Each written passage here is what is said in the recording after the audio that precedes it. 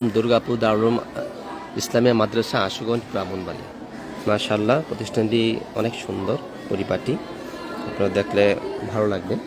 এই যে খুব সাজানো গুছানো, অনেক সুন্দর। মাশাআল্লাহ, রুমগুলো অনেক সুন্দর। এই যে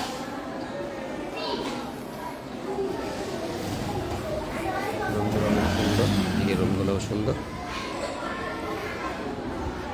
মসজিদের কাজ ওদিকে চলতেছে।